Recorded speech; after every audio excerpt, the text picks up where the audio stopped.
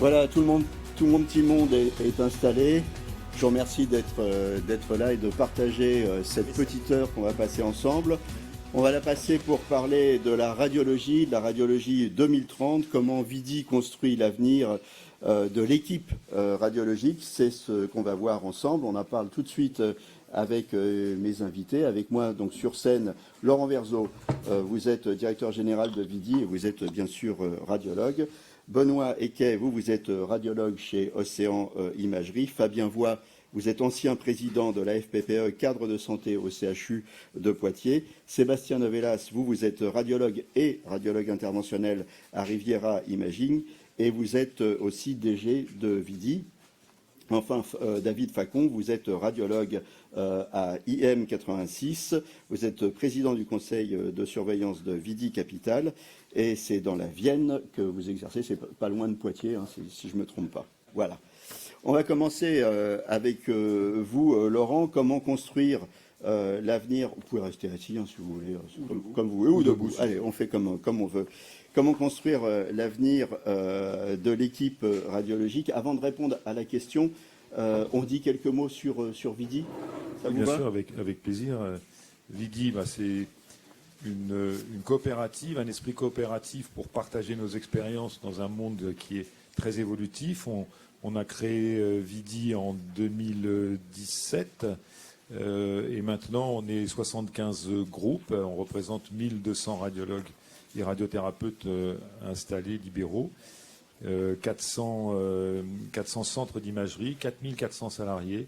Donc c'est important.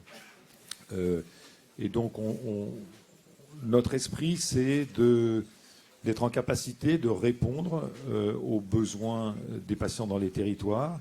Ça, c'est vraiment le cœur de notre ADN. Et d'être en capacité aussi de répondre à la problématique des surspécialités. Nos spécialités évoluent. De plus en plus, on est surspécialisé. Et on pense que on ne peut bien fonctionner dans ce contexte-là qu'en étant en réseau. Donc c'est ce qu'on a constitué depuis 2018 et maintenant ça vous a pas échappé qu'il y a un mouvement de financiarisation, enfin ce qu'on appelle la financiarisation. Moi je préfère parler de consolidation. Il y a certains centres qui exercent de façon un peu trop isolée, qui ont besoin de pouvoir s'adosser à des structures plus importantes et c'est pour ça qu'on a créé aussi Vidi Capital pour répondre à cette problématique. Alors, merci d'être venu. On voudrait partager avec vous notre vision de la transformation de nos métiers.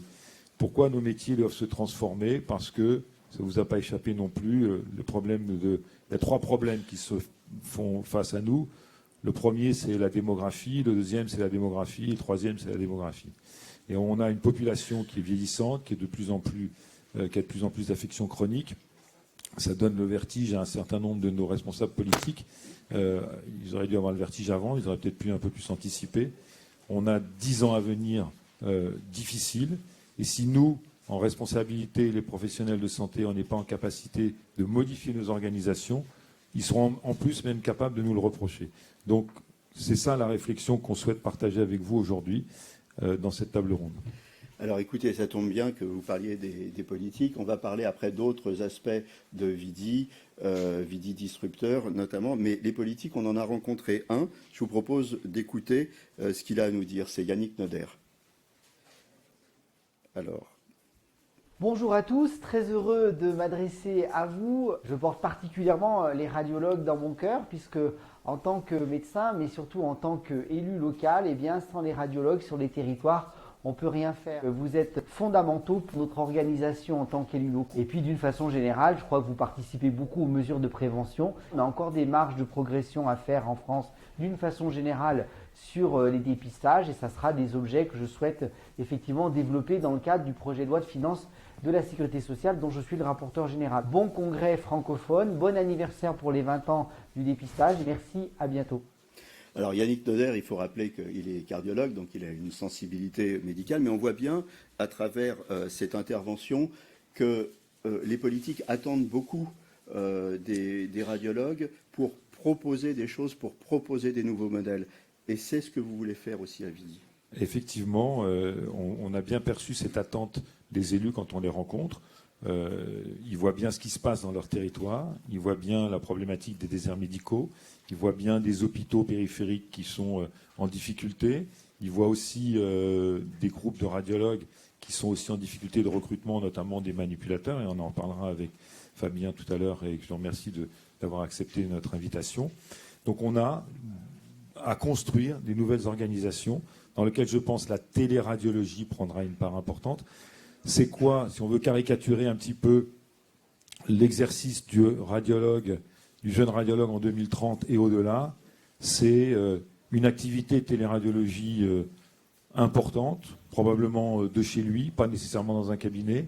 Et puis l'après-midi, il prend son vélo, parce qu'on est dans le monde du vert et de l'écologie, et il va à la clinique faire de la radiologie interventionnelle.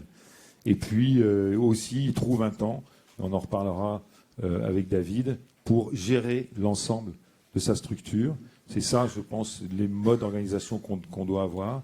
Et on a parlé d'équipe radiologique, qui a évidemment l'équipe administrative, l'équipe des manipulateurs, mais aussi dans le versant de l'imagerie interventionnelle, comment est-ce qu'on va penser à l'ouverture de nos plateaux techniques, dont on doit garder la maîtrise de l'organisation à d'autres spécialistes, et en particulier aux chirurgiens avec les zones frontières entre nos deux spécialités. C'est le type de débat qu'on veut poser aujourd'hui. On n'aura évidemment pas les solutions. Le radiologue de demain, ça doit être aussi un leader. J'étais il y a quelques jours au congrès de l'ESNR, il y avait un Américain qui a fait une intervention sur le leadership et il disait on n'a pas appris aux médecins à être des leaders. Alors, c'est important aujourd'hui. Alors, c'est important d'être leader et c'est important de donner les orientations. Et je pense que les radiologues, il faut qu'on soit bien conscient de ça. Et c'est tout le combat qu'on mène pour garder la maîtrise de nos organisations. Parce qu'on a une position absolument centrale dans le parcours du patient. Donc nos collègues correspondants nous adressent un patient. On doit être en capacité de réorienter la demande si on estime qu'elle est nécessaire, d'orienter vers des examens complémentaires, d'accompagner le patient dans son parcours avec nos équipes de secrétariat et nos équipes paramédicales. On doit aussi modifier nos organisations pour dégager du temps médecin pour les examens qui ont une forte valeur médicale ajoutée et à l'inverse, déléguer un certain nombre de tâches pour des examens qui sont des examens de contrôle, de routine et qui vont nous permettre de supporter l'augmentation importante de la charge de travail. On a évoqué plusieurs aspects, l'organisation, leader, savoir gérer son entreprise, être force de proposition. Et ce qu'il faut rappeler, c'est qu'il doit rester médecin. Mais on est avant tout médecin. Et ce à quoi on tient absolument, c'est ce statut à la fois d'entrepreneur, mais surtout de médecin, et de créer de la valeur médicale avant de la valeur financière. Dans le contexte actuel, ça me paraît très important de bien rappeler ces fondamentaux.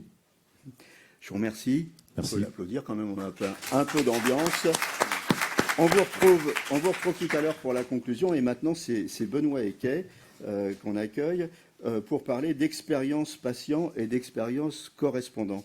Ce que j'ai envie de vous dire au début, c'est est-ce que l'expérience patient, elle ne commence pas d'abord par l'expérience correspondant ? Complètement. On se rend compte aujourd'hui, Océan Imagerie a essayé de développer l'expérience patient parce qu'aujourd'hui, le patient, il est acteur de sa prise en charge. Il s'informe, il pose des questions, il donne des avis. Donc, on se doit d'être vraiment au cœur du lien patient. Et pourtant, la téléradiologie qui devient inéluctable peut paraître antinomique avec ce lien patient. Donc, il faut qu'on recrée du lien avec nos patients, peut-être par le biais d'un appel téléphonique quand c'est important, vraiment de s'occuper du patient et de devenir vraiment la colonne vertébrale de la prise en charge du patient. Donc commencer effectivement, comme vous le disiez, par une relation avec les praticiens, pouvoir leur ouvrir les portes de nos systèmes par le biais d'une prise de rendez-vous très fluide, par le biais d'un conseil, de formation. On se doit d'aider nos correspondants à prescrire l'examen le plus pertinent. Il faut qu'on s'investisse avec eux pour les aider à choisir le bon examen, à permettre plus de pertinence. Et ensuite, devenir vraiment l'acteur continu de prise en charge, assurer un dépistage efficace en lien avec les tutelles, assurer un diagnostic précis avec des radiologues qui sont tous hyper spécialisés. Et puis un conseil aux patients de prise en charge, savoir les aider, les orienter, sans pour autant être trop directif, mais savoir s'orienter et jusqu'à la thérapeutique, donner conseils thérapeutiques et avec la radiologie interventionnelle. Alors on va revenir sur un certain nombre de points, mais en premier, je voudrais qu'on s'arrête sur cette expérience patient qui commence par le lien avec le correspondant. Vos correspondants, c'est compliqué, parfois ils ne demandent pas toujours l'examen pertinent, scanner versus IRM, ou ils ne sont pas forcément informés des nouvelles techniques. Vous ressentez ça dans votre pratique? Et le deuxième volet de la question, c'est comment on fait pour justement incrémenter ce dialogue? Le radiologue qui était un prestataire d'un examen donné, c'était ancien, le radiologue 2030, le radiologue 3.0, il doit aider vraiment le praticien avec une certaine subtilité. Donc ça passe par le biais des formations qu'on doit faire à nos correspondants, par des newsletters d'informations sur la pertinence médicale et un conseil adapté. Je vous arrête, vous avez dit l'aider avec une certaine subtilité. C'est-à-dire à quel moment on est conseillé et à quel moment l'autre ressent ça comme de l'entrisme dans son métier. On est dans la subtilité là justement. Bon, la subtilité, c'est vraiment en développant du lien avec nos correspondants qu'ils apprécieront finalement le conseil qu'on peut leur donner sur la pertinence des examens. Voilà, donc en clair, même si on n'a pas forcément le temps, c'est dialoguer, créer un lien de confiance. Et c'est une fois que ce lien de confiance est créé, qu'on peut aller plus loin dans les conseils, c'est ça? Il faut investir du temps dans le lien avec nos correspondants. Est-ce qu'ils connaissent bien toutes les nouvelles techniques qui sont déployées? Parce que la radiologie, elle est dynamique. Radiologie interventionnelle, est-ce qu'ils savent bien choisir entre un scanner et une IRM? Est-ce qu'ils connaissent l'échographie? Les radiologues sont réputés pour leur agilité et on est toujours en constante évolution. Et certains correspondants ne sont vraiment pas up-to-date. Donc on a vraiment besoin de les aider, de les informer. Et je pense que c'est notre devoir pour la pertinence de savoir modifier des indications vers plus d'imagerie en coupe, moins irradiante, toujours plus pertinente.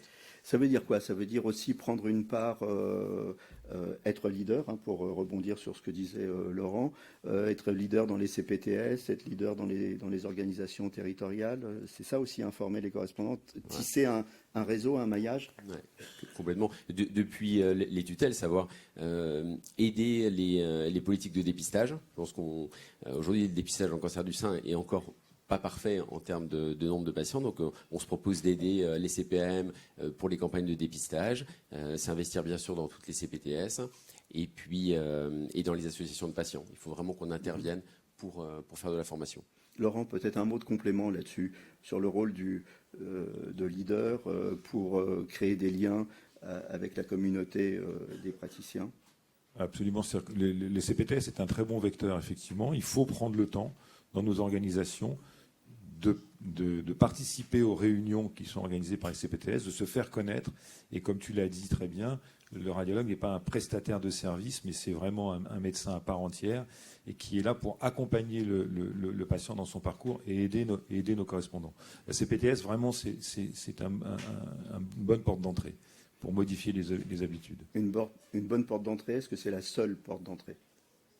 C'est pas la seule. Il y a évidemment, on a évoqué les ARS, c'est-à-dire que, et aussi les associations de patients, mais aussi les élus, c'est d'être en capacité de montrer par notre agilité et nos organisations qu'on peut répondre aux besoins de santé d'un territoire en ce qui concerne l'imagerie. Alors, on a parlé de la relation radiologue-correspondant. Maintenant, on va continuer sur l'autre versant qui est l'expérience patient. L'expérience patient, elle commence déjà avant l'examen. Oui, on essaie de faire une préadmission qui soit efficace, qui soit pertinente, avec des questionnaires de soins pour connaître vraiment parfaitement la trajectoire du patient. Ça permet de gagner du temps et d'avoir plus de précision dans nos diagnostics, des fiches d'information, des fiches de consentement. Et puis ce suivi, ce lien avec le dossier patient auquel il puisse accéder en direct et pouvoir avoir le conseil sur la stratégie thérapeutique. L'expérience patient, le patient il arrive, il est un peu stressé, il ne sait pas ce qu'on va lui trouver. c'est aussi l'accueil, les mots. Donc c'est beaucoup de formation à ce niveau-là du personnel. Ouais. On a développé une politique de formation du personnel, en particulier en hypnose, savoir donner les bons mots pour rassurer, éviter tous les mots stressants. Et il faut donner du temps à nos manipulateurs, ils sont en demande d'ailleurs, pour qu'ils puissent s'occuper, pour vraiment prendre en charge nos patients avec qualité, et pour que les soignants soient tranquilles et sereins, il faut aussi s'occuper d'eux. Et donc on a développé la QVT pour détendre nos manipulateurs. Il y a des séances de massage, de réflexologie, entre midi et deux, qui permettent de leur donner un peu de zénitude, de tranquillité, les mettre dans un climat plus serein. Et ils ont tous beaucoup apprécié. Au départ, ça fait bizarre de dire on va faire un massage entre midi et deux à nos manips, mais finalement, ils sont très contents. Ça modifie le climat vers plus de bienveillance, de bien-être, et finalement, ça se ressent pour le patient. Il y a une culture de la câlinothérapie. La preuve, vous avez tous des lunchbox. Vous voyez, on vous câline. Hein. Voilà. Plus sérieusement, on a été bien accueillis, on nous a bien parlé, on nous a relaxés, mais bon, après, on retourne dans la salle d'attente et là, on flippe. Mais là, vous avez développé des solutions aussi.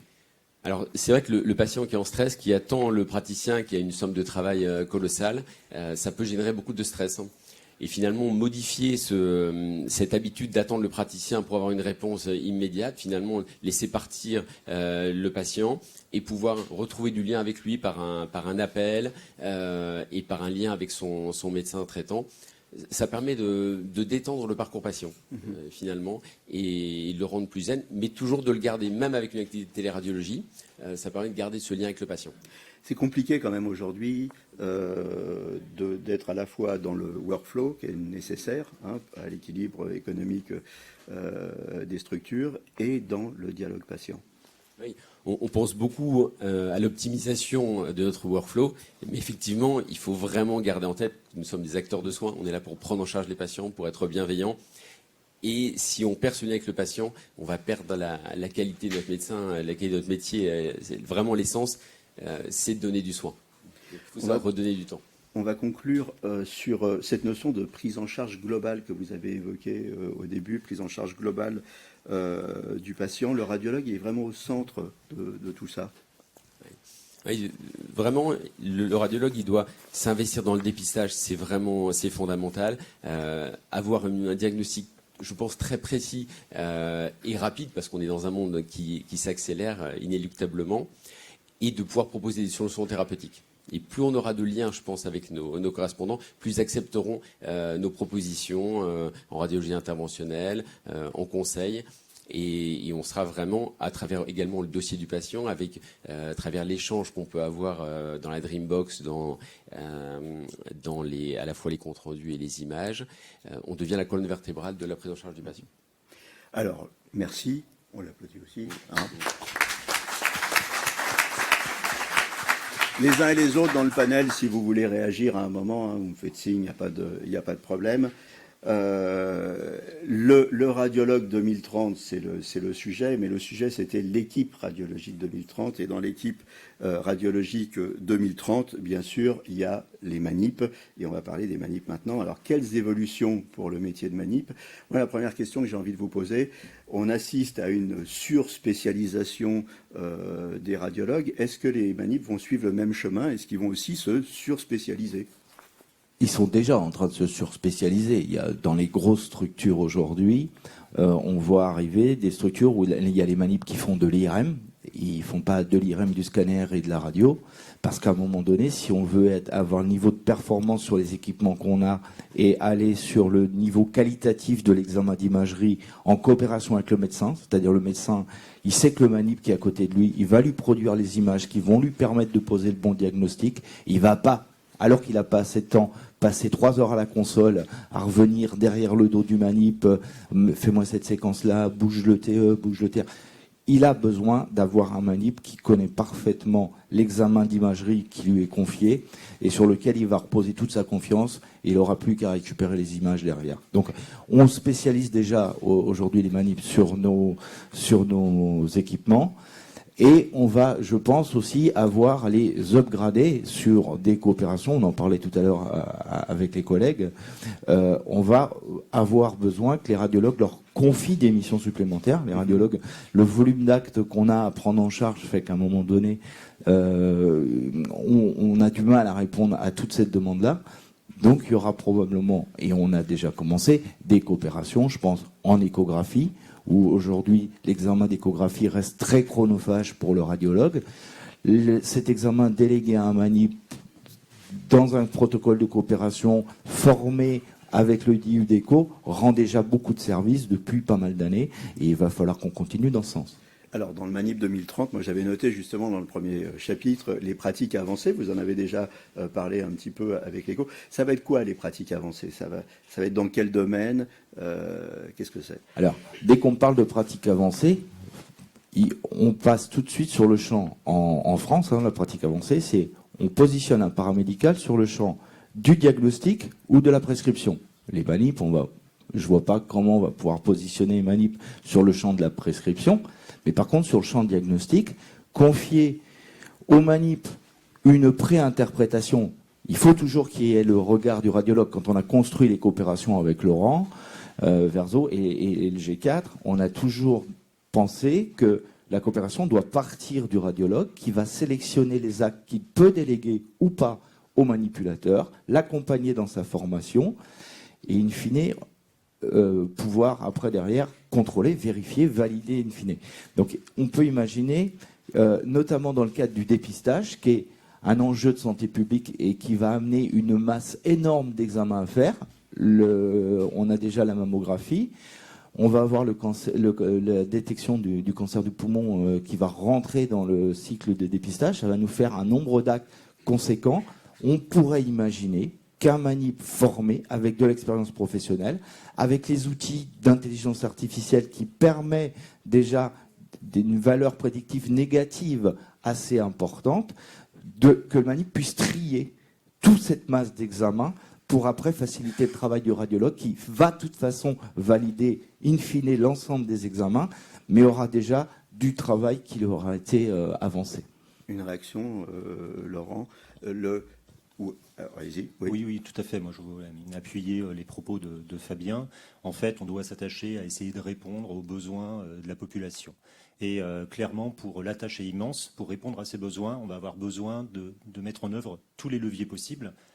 Un de ces leviers, c'est la délégation de tâches auprès des manipulateurs. Voire peut-être qu'à même à un moment, les manipulateurs pourront déléguer eux-mêmes. Les autres leviers, c'est les leviers technologiques, c'est les outils d'intelligence artificielle. On aura besoin vraiment de tous ces outils. Après, à nous de définir collectivement dans quel cadre on met en place cette délégation, pour quel examen, avec quelle formation, à définir bien en amont. Mais Laurent, une réaction rapide et après Oui. On reprend le fil parce qu'il faut qu'on parle de plein d'autres choses. Une réaction, Justement de délégation de une tâches, réaction. de radiologie interventionnelle. Il y a plein de choses à dire sur le Manip 2030. Une réaction très rapide et c'est une question qu'on pourrait nous poser, mais ce que propose Fabien, on y est évidemment tout à fait favorable. Mais la remarque qu'on nous fait, c'est mais pour autant, on n'a pas suffisamment de manip actuellement pour réaliser les tâches de base. Donc comment est-ce qu'on peut envisager de leur confier des tâches complémentaires alors qu'on n'a pas ce qu'il faut pour faire le minimum. Donc je sais qu'il y a une réflexion au sein de la FPPE là-dessus que tu portes. Est-ce que tu peux nous en dire un petit peu plus sur éventuellement une graduation dans la formation des manips ? Alors, je vais répondre. Effectivement, dans le cadre du Conseil national professionnel des manips, on a lancé une enquête auprès de la base, en fait, pour essayer de voir qu'est-ce qu'attendait la base, les manipulateurs. Et on abordait la possibilité que certains actes simples, à la radiologie conventionnelle, puissent être délégués à des aides manip. Dans les structures privées, on a les ASIM qui ont un statut bien défini, mais on entend plus en plus parler, avec cette crise démographique, d'aide manip. Aide manip, ça n'existe pas dans le Code de la santé. Et l'aide manip, il n'y a aucun statut qui permet à ce qu'il délivre les rayonnements. Donc on a lancé cette enquête, il y a 1800 personnes qui ont répondu, 1500 étaient des manipulateurs, il y a eu autrement c'était des cadres et des étudiants. Globalement, les gens sont assez hostile à déléguer, et c'est assez marrant à voir parce qu'en fait on peut avoir ce même réflexe protectionniste. La délégation des tâches, c'est voilà. Jamais facile. Une réaction rapide ici et on continue après sur la radiologie internationale. Face aux besoins de manip, on vous recommande dans vos régions de développer des filières. On l'a fait sur la côte basque, dans les écoles, une filière manip avec une dizaine de manipulateurs, ça permet de faire face un petit peu à la pénurie. Ouais, pour compléter, quand le rapport IGAS est sorti en février 2021, on avait 46 centres de formation. Cette année, au mois de septembre, on en a 57. Et il y en a encore d'autres dans les tuyaux pour ouvrir l'an prochain. On vient de passer de 1400 entrants en première année à presque 2000 cette année. Donc, 2030, si on parle de 2030 j'espère que la crise démographique sera derrière nous. Voilà. Monter un statut, juste pour finir, d'aide manip réelle, comme il y a l'aide-soignant à laquelle l'infirmière délègue, ça nous oblige à travailler dans le code de la santé, ça nous oblige à travailler avec le ministère, et ça va peut-être être aussi lent que de monter des structures manip. Il nous reste 4 minutes sur ce chapitre. Je voudrais qu'on aborde 2 autres points, donc on va essayer d'être rapide. La radiologie interventionnelle, ça monte un maximum. On va en parler avec Sébastien Navelas tout à l'heure. Ça fait aussi rêver les manips, c'est une opportunité de carrière. Ça stimule les manips. Il y a une vraie dynamique qui se met en place. Dans le cadre de notre association, il y a une commission interventionnelle qui s'est créée, qui n'existait pas, avec des jeunes manips hyper motivés et qui auraient envie, avec les radiologues avec lesquels ils travaillent, de développer le statut de Maori. Mais faire reconnaître ces surspécialisations. Et dans le statut de Maori, c'est pas juste piloter la salle, c'est aussi se voir déléguer. Il y a déjà le protocole de coopération de PICLINE qui autorise les manips sous supervision du radiologue à poser des PICLINE. On peut aller plus loin. On peut imaginer que les manips puissent faire des ponctions biopsiques sous-cutanées. On va pas les envoyer essayer de prélever sur des organes profonds, mais des procédures pas trop à risque ou des arthros, pourquoi pas imaginer pour aider à organiser le système et répondre à la demande rapidement. Un mot rapide sur l'IA. L'IA, c'est l'aide au paramétrage, ça fait gagner du temps. Vous m'avez dit en préparant cet entretien, attention, il faut quand même qu'on continue à savoir maîtriser l'outil parce qu'en cas de problème... L'IA, on en a tous. On en a tous déjà pour maîtriser les doses sur nos machines. Je pense notamment au scanner. Et au scanner, parfois, on voit des problématiques. Alors, il n'y en a pas beaucoup, mais des problématiques avec des cohortes de patients qui ont eu une irradiation au-delà de la norme. Et en fait, on s'aperçoit que globalement, ça devient des boîtes noires, les IA, parfois pour les manips, pour comprendre quand je règle ma machine, qu'est-ce que je fais. Et il faut garder la maîtrise. C'est un outil formidable, ça nous a permis de baisser considérablement les doses, mais il faut garder la maîtrise. On a parlé de délégation des tâches, moi je vais vous parler des cockpits avec les manips, les super manips qui vont piloter des cockpits. Et donc, quid de l'autre côté? Il y aura des manips dans la salle ou ce sera délégué? Comment ça va se passer ça? Alors, moi, mon opinion personnelle, et c'est un peu celle qui est partagée, parce que dans l'enquête qu'on avait fait, on avait fait une question sur le cockpit, c'est un peu partagé par la profession aussi. On pense que le cockpit, ça existe, c'est bien déjà pour pouvoir prendre la main, pour qu'un manip expert puisse guider son collègue qui peut être débutant, ou le collègue du centre d'à côté. C'est-à-dire que si vous êtes sur un gros centre avec des radiologues hyper spécialisés, et puis que les radiologues, parfois ils tournent aussi sur les différents centres, ou en téléradio, il va demander un protocole particulier, et peut-être que le manip du petit centre local ne connaît pas, que son collègue puisse prendre la main pour l'aider, pour gérer le protocole, c'est une chose. Aujourd'hui, on utilise le cockpit aussi pour gérer la pénurie. Moi, qui ai un manip qui pilote 2 ou 3 machines et qu'après, en local, on n'ait besoin que d'un professionnel pour gérer l'environnement du patient, sa sécurité, etc. Mais à partir du moment où on parle de sécurité, parce que souvent le cockpit aujourd'hui est utilisé en IRM, et qui aujourd'hui est formé, connaît bien les risques pour pouvoir faire entrer un patient dans une salle d'IRM. Je serais assez méfiant de ne pas mettre de manip à préparer le patient et à l'accompagner à la salle d'IRM, parce que même avec des manips, des fois, on frôle l'accident. On a de plus en plus de patients qui viennent avec des DMI ou leurs prises en charge elles sont de plus en plus complexes et on essaie toujours de faire en sorte que l'examen de radiologie ait lieu.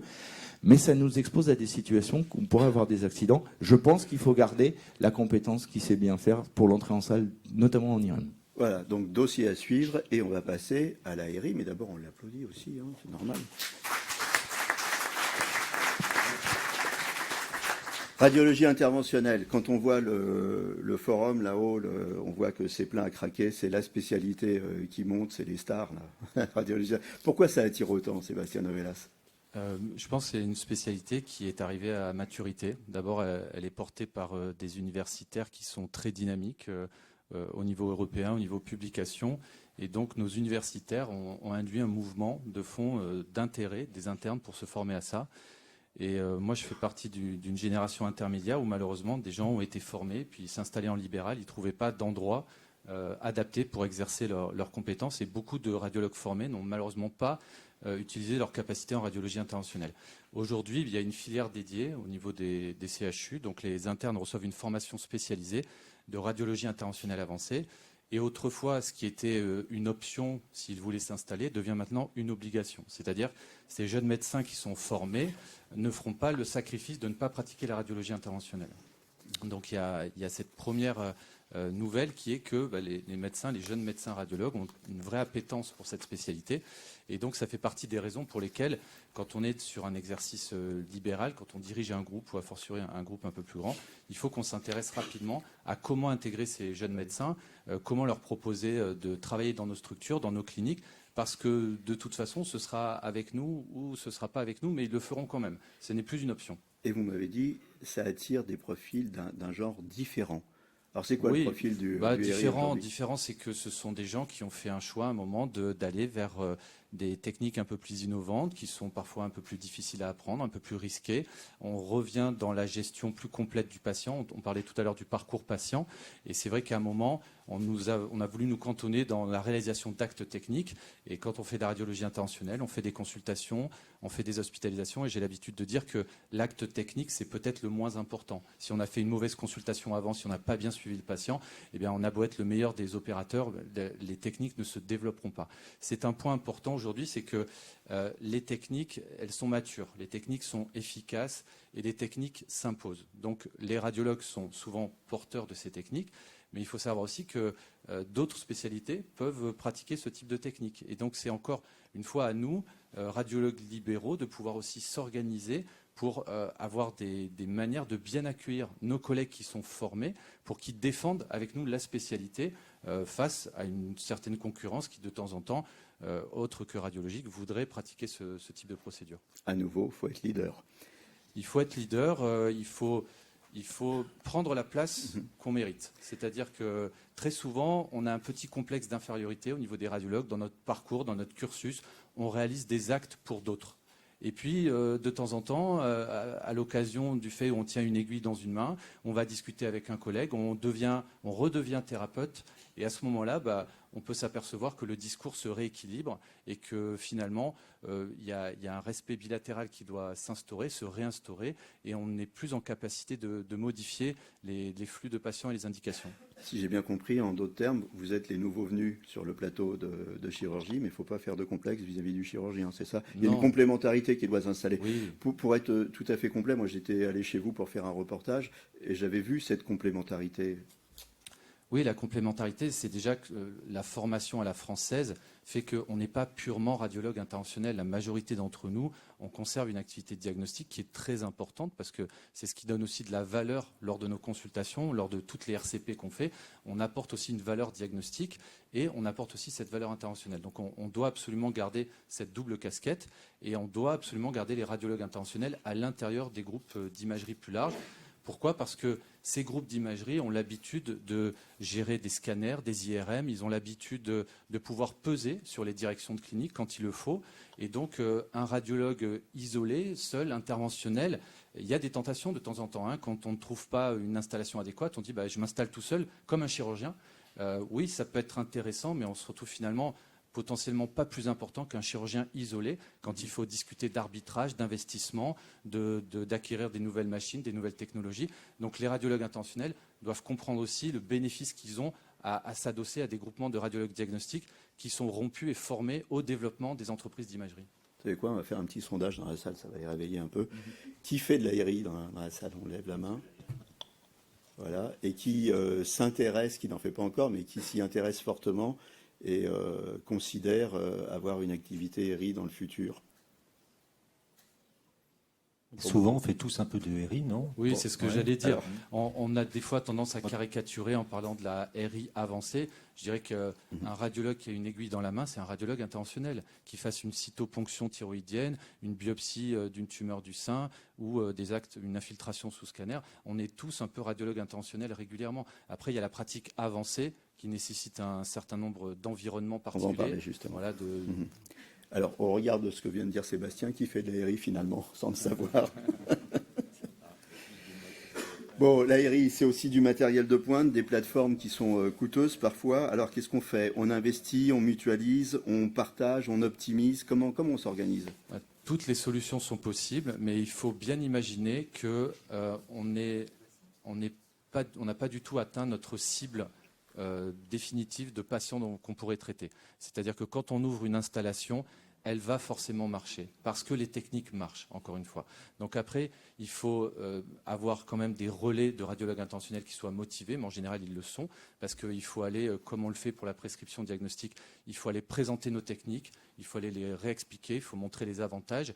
Mais en tout cas, quand on installe une salle, il ne faut pas que les radiologues aient peur de l'éventuelle rentabilité des coûts de mettre en place ce type d'outils, parce qu'à l'arrivée, les salles seront pleines et elles vont déborder. Alors, il y a une vraie appétence pour les patients envers l'ARI quand on leur explique, mais il faut encore qu'on leur explique.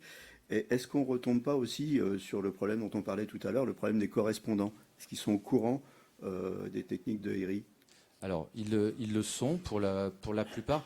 Les techniques de RI, ça permet aussi, entre guillemets, de sélectionner les correspondants les plus éclairés. C'est-à-dire qu'un correspondant qui est éclairé, qui travaille beaucoup, qui a beaucoup de patientèle, eh bien, il va facilement reconnaître qu'à un moment, il est un peu défaillant sur une proposition thérapeutique et il va pouvoir nous adresser un patient parce qu'on a des techniques moins invasives. Il faut savoir que ces correspondants éclairés peuvent être des aides pour développer les techniques. Les patients le sont aussi, les associations de patients. Il y a quelques années, j'ai fait une formation à l'étranger, à Lisbonne. J'ai vu 4 patients qui étaient opérés par un radiologue intentionnel. Il y avait 2 Français. 2 Français qui étaient allés à Lisbonne exprès pour voir une technique qui ne se faisait pas trop en France à l'époque. Donc les associations de patients sont importantes. Le bouche à oreille des patients est important. Les workshops sont importants. Les RCP, les réunions de concertation pluridisciplinaire, et tous les phénomènes qui vont participer à la diffusion de la communication. Quand on est un groupement, c'est important de faire de l'ARI en termes d'attractivité pour attirer d'autres radiologues. On sait qu'on a des problèmes de recrutement. C'est important, je dirais, à tous les niveaux. C'est-à-dire que déjà, quand vous traitez un patient avec une technique particulière, vous prenez en charge un patient qui a peut-être fait 100, 120, 150 km pour venir dans votre centre, ce patient, il est content du service que vous lui avez rendu. Derrière, vous le reverrez pour des examens diagnostiques complémentaires. Et vous donnez une bonne image de votre structure, une image innovante. C'est important aussi pour les radiologues, encore une fois, quand ils sortent formés, si vous leur proposez une vacation de scanner interventionnel ou une salle d'angiographie sur une demi-journée, une journée, ils savent qu'ils ne seront pas interventionnels toute la semaine, mais qu'ils pourront développer leur activité en lien avec l'ensemble du groupe. C'est important aussi pour les cliniques, puisque vous savez qu'il y a un régime d'autorisation de la radiologie interventionnelle qui va se mettre en place. En ce moment, les établissements privés veulent tous créer leur centre de radiologie interventionnelle. Il faut que les radiologues soient vraiment proposants à l'intérieur, ne pas laisser passer cette étape, parce qu'encore une fois, la nature a horreur du vide. Ce que nous ne ferons pas, d'autres spécialités le feront. Donc on doit plutôt s'intéresser à s'organiser, comment rendre ces structures attractives, comment les rendre viables aussi économiquement, pour pouvoir recruter ces radiologues qui, encore une fois, sont dynamiques et développeurs. Alors, il nous reste à peu près 1 minute à passer ensemble. Justement, vous avez dit viable économiquement. On parle de rentabilité pour finir. Oui. C'est important, la cotation des actes. La radiologie intentionnelle, elle a souffert pendant longtemps, libérale, d'une image d'être une activité qui n'est pas rentable. Alors c'est vrai qu'il y a un certain nombre de difficultés. Il y a malheureusement des actes qui ne sont pas rentables. Quand on passe une demi-heure ou 3/4 d'heure sur un acte qui n'est pas rentable, c'est embêtant.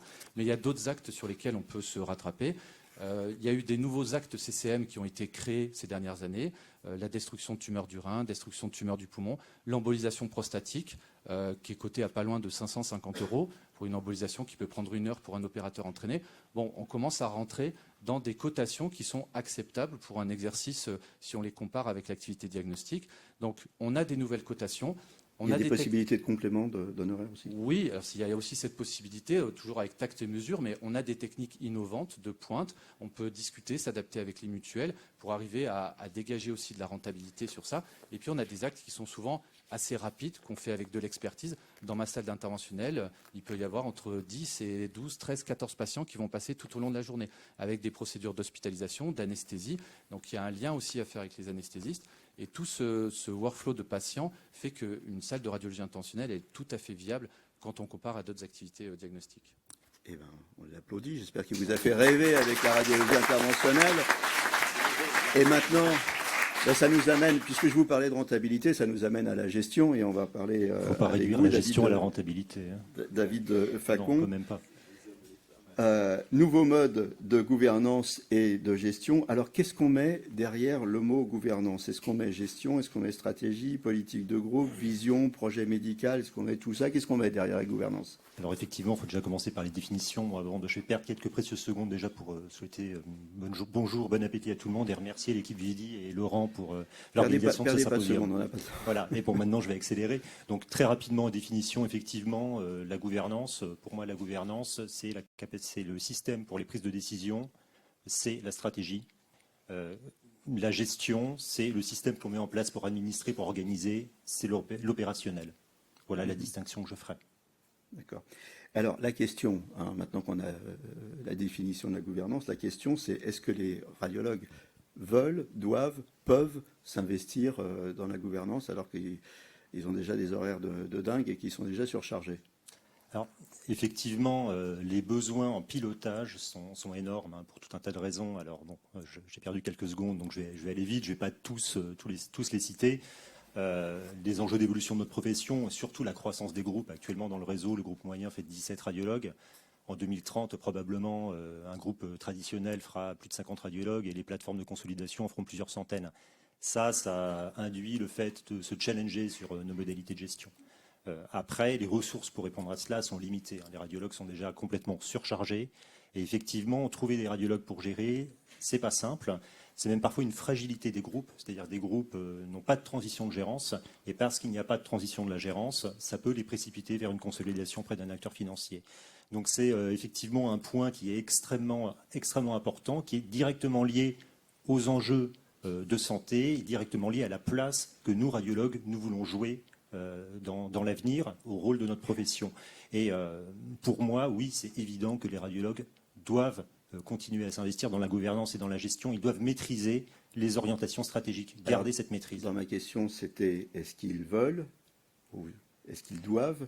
Mais le dernier volet, c'est est-ce qu'ils peuvent? Est-ce qu'ils ont les compétences finalement? Ils n'ont pas été formés, ils n'ont pas fait une école de commerce, ils ne sont pas comptables, ils sont pas. Est-ce qu'ils ont les compétences? Alors, et comment on doit faire justement? Déjà, pour pouvoir gérer, il faut pouvoir être mis en situation de gérer. Et pour ça, il faut des fondations solides. Les premières fondations, ce sont le périmètre de l'actionnariat. C'est-à-dire que l'actionnariat doit être maîtrisé par les radiologues, que ce soit dans les structures d'exercice, que ce soit dans les holdings parfois mis en place. Si on ne maîtrise pas ça, déjà on ne définit pas qui va gérer. Donc à partir du moment où on maîtrise ça, on peut donner le moyen aux radiologues de gérer. Après, ces radiologues, pour qu'ils soient pertinents, je pense qu'effectivement, il faut qu'ils se professionnalisent. C'est-à-dire, je pense qu'on passera en 2030 d'une gestion de type CELARL, où tout le monde gère un petit peu, à une gestion de type CELAS, où un nombre réduit de radiologues géreront, un président, un DG. Ça peut être suffisant pour gérer une structure de grande taille. Mais ça nécessite de la professionnalisation, de l'hyperspécialisation en gestion. Est-ce que ça veut dire que de même qu'il y a des radiologues qui font de la CENO, des radiologues qui font de la RI, demain, la gestion, ça va être une surspé? Oui, je pense. Je pense qu'on sera des radiologues surspécialisés en gestion, au même titre qu'on aura un collègue surspécialisé en osteoarticulaire. Pour moi, c'est essentiel. Après, ça soulève quand même ce nombre réduit de gérants, une question de légitimité. Pour être légitime, il faut un processus démocratique de vote. Il faut aussi, à mon avis, garder une activité mixte. Je pense qu'il n'y a pas de sens qu'on devienne un radiologue 100% gérant. On pourrait se poser la question, pourquoi choisir un radiologue dans ces conditions? Autrement prendre quelqu'un qui a fait une étude de management, une école de commerce. Clairement, l'activité... Alors, qu'est-ce qu'on fait dans ces cas-là? Parce qu'il faut rentrer, le diable est dans les détails, on le sait. Ouais, il faut faire il faut faire quoi, un mi-temps, un tiers-temps gestion, ou alors il faut dire on a un mandat de 2 ans où on est gestionnaire et après on redevient radiologue. Comment on fait? Comment on s'organise pour avoir cette vision métier et en même temps dégager du temps pour être gestionnaire? Alors dimensionner le temps de gestion, c'est délicat. Il y a encore beaucoup de groupes où il n'y a pas de temps de gestion. Il y a des groupes où il y a du temps de gestion, parfois une journée par semaine. C'est à dimensionner en fonction des besoins. Moi, je pense que dans le futur, on arrivera quand même très certainement à des mi-temps d'activité médicale, à des mi-temps d'activité de gestion. C'est ce qui nous rendra légitime, c'est ce qui nous donnera, ce qui facilitera le leadership du radiologue. Vous avez utilisé ce mot plusieurs fois. Clairement, le leadership, il est facile à avoir pour le radiologue dans ces conditions. Pourquoi? Parce que quand il va vouloir faire passer une évolution auprès de ses associés, auprès du personnel paramédical, cette décision-là, il se l'impose aussi à lui-même. Et ça, c'est extrêmement puissant pour faire passer des évolutions métiers. Donc voilà, à mon avis, une activité mixte, mais après, par contre, une problématique de transition. Effectivement, si on se retrouve avec un nombre limité de gérants, peut-être que certains auront du mal à sauter le pas. Et donc, il faut être capable de travailler sur des moyens de faciliter cette transition. Ça passe par de la formation, de l'accompagnement des futurs gérants. Alors, je reviens à ma question sur est-ce qu'ils peuvent? Parce que la gestion, c'est à la fois la gestion financière, c'est à la fois la gestion du risque avec peut-être le directeur informatique, c'est à la fois la gestion sociale. Donc, ça veut dire qu'il faut avoir un staff autour de soi qui va vous conseiller de manière à ce que vous soyez plus dans la présidence de la gouvernance que la tête dans le guidon. C'est une hypothèse que je lance, vous allez réagir après. Ça veut dire aussi que le radiologue, lui, est habitué, après son boulot, il se dit, tiens, allez, je vais faire un peu de gestion entre 9h et 11h du soir, j'avais rien à faire. Mais bon, on ne peut pas demander au staff de faire une réunion à 9h, de 9h à 11h du soir. Donc ça veut dire un vrai changement de paradigme, un vrai effort d'organisation, et puis aussi un travail en équipe. J'ai raison dans tout ça ou pas? Je suis complètement d'accord avec ça, mais j'ai connu la gestion de 21h à 23h, donc je ne peux qu'acquiescer. C'est vraiment un deuxième pilier dans l'organisation de la gestion. Effectivement, c'est savoir s'entourer avec une équipe de cadres experts, savoir sanctuariser du temps pour la gestion. Comment c'est accepté ça? Parce que quand vous sanctuarisez des temps pour la gestion, il y a les associés qui vous disent pendant ce temps-là, tu fais pas d'acte, mon coco. Oui, mais très vite, ils se rendent compte qu'en fait, ce temps passé effectivement loin des consoles est un temps qui leur est profitable. Parce que grâce à ça, on va pouvoir créer de la croissance pour le groupe, améliorer les conditions dans lesquelles on travaille, souvent améliorer la rentabilité. Et en fait, le chiffre d'affaires qui n'est pas réalisé est retrouvé dans une amélioration de la rentabilité de nos groupes. Et clairement, de toute façon, je pense que voilà, les appétences, si on veut trouver des jeunes gérants dans le futur, si on leur explique qu'ils doivent gérer en parallèle de leurs vacations ou le soir de 20h à 23h, je pense qu'on aura du mal à trouver du monde. Et je pense que ce ne serait pas une gestion pertinente. La gestion, c'est quand même complexifié. Maintenant, on peut plus. Il faut être vraiment affûté. Donc, il faut s'entourer de directeurs, de directrices, de cadres experts. Ça, je l'ai dit. Il nous faut, en fait, en tant que gérant radiologue, s'attacher aux orientations stratégiques, s'attacher à décider sur des points opérationnels précis où on rend des arbitrages, travailler en amont par le directeur ou la directrice. Et décision prise sur un temps de gestion en journée sanctuarisée. Pour moi, c'est essentiel. Alors ici, c'est un sympo vidi, ça ne vous a pas échappé, c'est écrit. Le fait d'appartenir à un groupement, c'est aussi mutualiser les compétences. La gestion, c'est aussi apprendre de ses pairs, c'est un compagnonnage. Et c'est ça aussi l'esprit Vidi Capital. Oui, tout à fait. Donc là, ce que j'ai pu mettre en avant, les grands principes de gestion, de gouvernance de la CELAS, on les retrouve à l'échelle de Vidi Capital. En résumé, Vidi Capital, vous avez un actionnariat maîtrisé par les radiologues. Donc c'est la base, les fondations dont je parlais tout à l'heure. Vous avez une gouvernance avec un conseil de surveillance et un directoire. Le conseil de surveillance est élu par les actionnaires, composé principalement de médecins en exercice. Et ce conseil de surveillance va nommer le directoire, contrôler son action et définir les orientations stratégiques. Donc là, on est dans la maîtrise des orientations stratégiques. Et enfin, le directoire est un organe composé de profils mixtes, de cadres experts et de profils métiers radiologues, qui va être l'organe opérationnel qui va mettre en œuvre la feuille de route. J'ajouterais juste que la vision de la gouvernance du Dicapital est une vision qui est non centralisée, avec en fait une gouvernance à l'échelle locale, à l'échelle des CELAS, une gouvernance éventuellement à l'échelle territoriale, régionale, et enfin une gouvernance à l'échelle nationale. Pourquoi ? Pour coordonner l'ensemble et puis pour pouvoir adresser des projets transversaux qui nécessitent une approche nationale. Régional, territorial, national, est-ce que c'est aussi l'expression du fait qu'il faut proposer aujourd'hui aux jeunes des modèles qu'on peut upscaler, qu'on peut donc décliner à des niveaux plus importants, c'est ça ? Oui, je pense que l'avenir de notre profession, je pense que voilà, Laurent sera d'accord, passe par la consolidation nécessaire. Si on ne consolide pas, on ne sera pas capable de remplir notre mission et à un moment ou à un autre, ça nous portera préjudice. Et moi, je pense que de toute façon, voilà, les jeunes, la jeune génération acceptera de prendre des fonctions dans les gouvernances, dans la gestion, s'ils se retrouvent dans un modèle organisé qui leur donne les moyens d'effectuer ces mandats de manière sereine et certainement pas en même temps qu'ils sont en train d'interpréter une trentaine de scanners. Donc moi, je pense que ça passe par la mutualisation des gérants entre les groupes et ça passe par une nécessaire atteinte de taille critique pour pouvoir se permettre de sortir les radiologues pour la gestion et pour pouvoir s'entourer d'un staff administratif conséquent. Sans cela, à mon avis, ce sera difficilement atteignable. Il nous reste 3-4 minutes à passer ensemble. Après, il faudra donner la salle. Un petit mot de conclusion de chacun. On va commencer à partir de vous. Un petit mot de conclusion à chacun et on va terminer avec Laurent. On a parlé de l'avenir, on a parlé de l'équipe radiologique 2030, on a parlé de l'avenir des manips, on a parlé de gouvernance, on a parlé de radiologie interventionnelle, de l'expérience patient, de l'expérience correspondant. Qu'est-ce que tout ça vous inspire ? Allez, en 1 minute chacun, faites un effort de synthèse. En 1 minute, une synthèse sur tout ça. J'aurais pas dû vous donner la parole. Oui, non, mais c'est très bien. Non, je vais aller. Voilà, 30 secondes. 30 secondes, ok. Moi, je pense qu'il faut occuper le terrain, il faut avoir une approche populationnelle. Effectivement, il faut faire attention aux patients, mais il faut faire attention à l'ensemble des patients et donc apporter une réponse globale aux besoins de santé du territoire.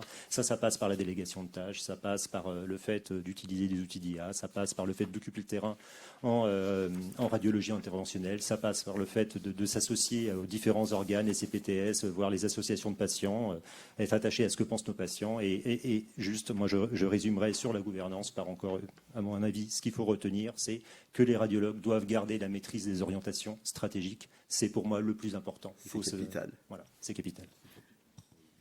Vidi capital. Donc rapidement, sans vouloir paraphraser David, effectivement, je pense que c'est la proximité, comment on organise des structures pour garder des offres de proximité. Moi, je travaille à l'hôpital public, mais pour garder les hôpitaux de proximité en vie, on a été obligé de fusionner ou de mettre des gouvernances partagées parce que tout seul dans son coin on ne peut pas. Et c'est vraiment l'enjeu de demain et de rayonner sur le territoire avec de l'offre de proximité qui va pouvoir permettre à la population d'accéder. Sinon, il y en a qui vont se couper de l'offre de soins. Sébastien. Je dirais que toutes les questions de radiologie intentionnelle pour ma part ou de parcours patient, de délégation de compétences, tout ça, ça passe avant tout par une bonne gestion qui doit être coordonnée. Et pour monter correctement un mur, il faut bien poser les premières pierres. David les a très bien rappelées. Des statuts qui assurent aux radiologues d'être toujours dirigeants dans leurs entreprises. Le temps dédié, c'est fondamental, mais j'insiste, parce que on n'est pas sérieux vis-à-vis de nos partenaires. Si on leur dit, moi je suis disponible à 19h45 après ma vacation, ou à 20h on peut faire une visio, les gens considéreront que vous n'avez pas de temps à leur consacrer. Si vous n'avez pas de temps à vous consacrer, ils ne s'intéresseront pas à vous. Donc il faut avoir ce temps-là. C'est un temps qui doit être raisonnable, une demi-journée au début, puis éventuellement 2 selon la taille des groupes. Et les associés seront adhérents parce que, comme tu l'as très bien dit, ils en seront les premiers bénéficiaires. Donc il faut leur répéter que ne pas faire de radiologie 1 ou 2 demi-journées, c'est travailler quand même pour le groupe et travailler pour le développement du groupe. Benoît. Je pense que notre activité doit être orientée sur la politique qualité en permanence, la qualité de prise en charge des patients, la qualité de vie au travail à la fois des collaborateurs, également des radiologues, la qualité du matériel, de la haute technologie. Il faut qu'on mette en place tous nos process qualité pour être vraiment les meilleurs dans notre domaine. Laurent, le mot de la fin. Oui, très rapidement. À propos de gouvernance, je rajouterai un mot qu'on n'a pas entendu, c'est celui de formation. On a parlé de radiologues surspécialisés, ou peut-être. Oui, tu l'as dit. Et ça passe par une formation dédiée à la gouvernance. Donc voilà. Pour conclure, écoutez, merci. Moi, j'espère qu'on vous a apporté des informations. Vous avez vu que le champ des possibles est très très important. Le mot essentiel, c'est à nouveau, et c'est pas de la tarte à la crème, c'est le projet médical. On est là pour soigner des patients. Notre responsabilité sociale et sociétale est d'apporter des réponses aux politiques. C'est là-dessus qu'ils nous attendent pour pouvoir prendre en charge les patients avec nos surspécialités sur l'ensemble des territoires. Voilà, merci écoutez, beaucoup. je vous remercie. De bonnes je vous remercie. journées francophones. On a essayé d'imaginer le futur avant que d'autres l'imaginent à notre place pour que chacun reste maître de sa carrière. Merci beaucoup et très bon JFR.